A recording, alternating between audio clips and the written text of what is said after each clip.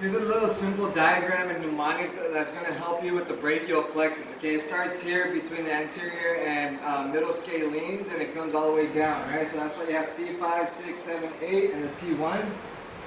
And reach to drink cold beer symbolizes roots, trunks, divisions, cords, and branches of the brachial plexus. And over here, most alcoholics must really urinate is going to be the musculocutaneous nerve, axillary nerve, median nerve, radial nerve, and the ulnar nerve. I boxed these off because the medial ulnar nerve are going to be more for the forearm, and it's going to go more with my carpal tunnel videos that are going to be coming. Okay, so we're going to start off here. These 3, 5 through 7 are going to form the long thoracic nerve, which is going to supply the serratus anterior, which is known as the boxer's muscle, which I don't really know why, because the boxing power comes from the hip, but that's a whole other story. So we got long thoracic coming off C5, 6, 7. Right next to that, we're going to have our dorsal scapular nerve,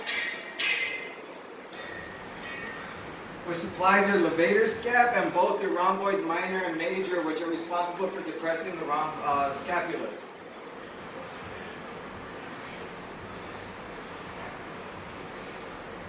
Okay, right next door to that, we got the subclavius. The nerve to the subclavius is going to feed the subclavius muscle. Very important muscle to help prevent thoracic outlet syndrome because it's stuck between the clavicle and the first rib.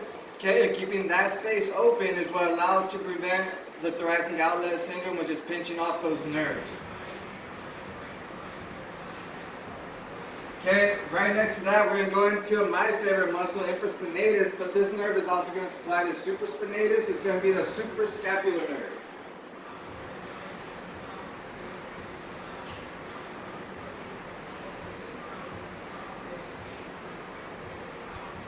Okay, continuing on down here on the upper one, we got our lateral pectoral nerve.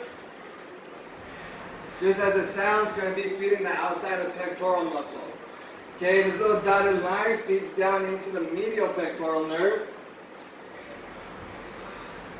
which helps the pec minor and major.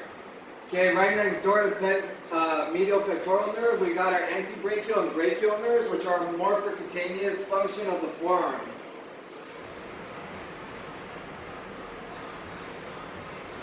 Okay, back up to the middle one here, we got our upper and lower subscapular nerves.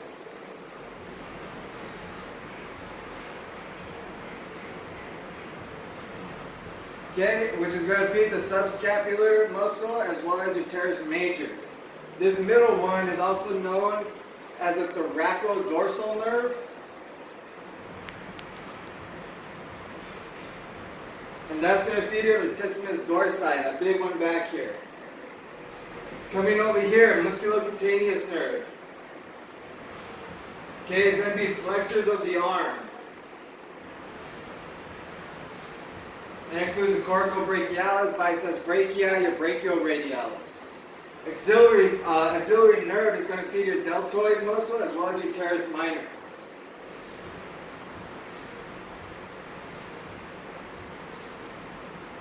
Radial nerve, extensors of the arm back here for the triceps and the acromius.